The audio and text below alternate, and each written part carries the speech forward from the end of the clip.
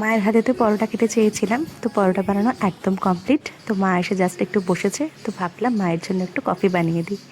তো সে কফি বানিয়ে মাকে সুন্দর করে সার্ভ করে দিচ্ছিলাম। এবার দেখা যাক মা কি বলে। বলো কেমন হয়েছে?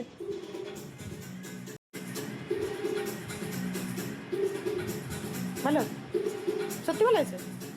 আর এদিকে যথারীতি মিশুকের ফেভারিট গান চলছে বলে কথা, তো মিশুক তো মন দিয়ে দেখবেই। এই গানটা মিশুককে জাস্ট একবার শুনিয়েছি, তারপর জানি না কী বুঝলো গানটার মধ্যে, একদম ওর ফেভারিট হয়ে গেল। যখনই যেই মুহূর্তে চালাই না কেন মুডটা পুরো একদম হয়ে যায়, চেঞ্জ হয়ে যায়। তো যাই হোক, গানটা এনজয় করছে আর সঙ্গে মায়ের সাথেও দুষ্টুমি করছে।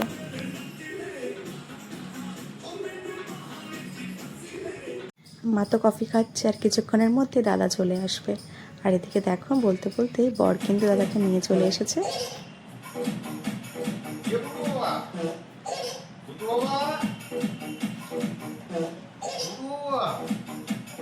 মিশুক তো একদমই জাস্ট অবাক হয়ে যাচ্ছে, মনে হচ্ছে যে বাড়িতে কি চলছে। একদিকে আমার দিম্মা চলে এসছে, একদিকে আমার মামা, মানে বিশাল ব্যাপার। আর এদিকে কিন্তু আলুর তরকারি বসানো হয়ে গেছে, আর মা বানাবে একটু সিমাই। রুটির সাথে বা পরোটার সাথে না একটু মিষ্টি না হলে আমার একদম ভালো লাগে না। আর বাই দ্য ওয়ে, আজকে সকালে না ডিম সিদ্ধ খেতে একদম ভুলে গেছিলাম বলে মা দেখছি সন্ধ্যাবেলা আবার ডিম সিদ্ধ বসিয়ে ফেলেছে। ডিম একদম রেডি।